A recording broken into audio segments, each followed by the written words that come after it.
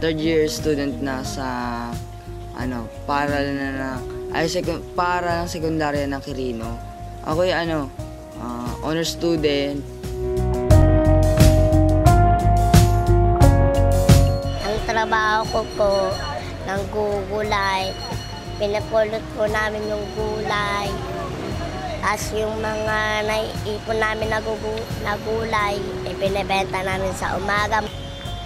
Tatay ko po nagtatrabaho, nanay ko nag-aalaga ng kapatid ko. Yung tatay kong nasa ibang bansa ay si Jeric Fulgencio. Alam naman po natin yung sa Pilipinas ngayon na taghirap tayo ngayon. May krisis, pang-ekonomiya. Kaya kailangan magluwas ng luwas ng mga tao. Magagandang epekto yung sa linggo-linggo kaming kumakain sa labas. Ibig sabihin nun, kasi po yung dito yung tatay ko, puro kailangan on time ka lagi. Alas 5 ng hapon, kailangan nasa bahay ka na. Kailangan maling galaw mo lang, may ka kaagad, parusa ka kaagad. Pag di po ako ng gulay, papaluin po ako ng nanay ko. May bumibili rin. Minsan wala.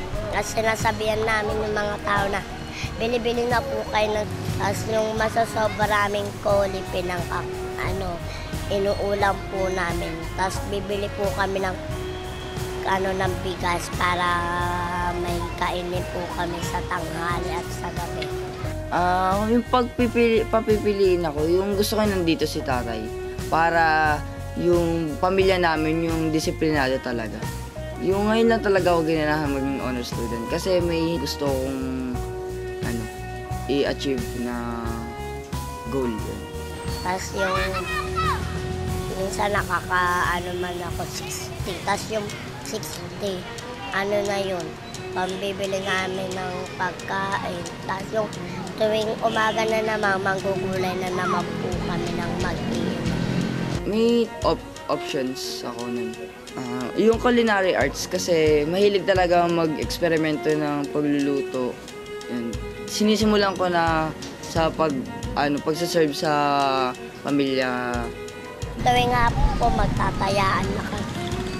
Tapos ganitong oras, umuwi na po kami. Ang gagawin ko po, hindi po mag-iibang bansa. Kasi para po makasama ko rin po yung magiging pamilya ko.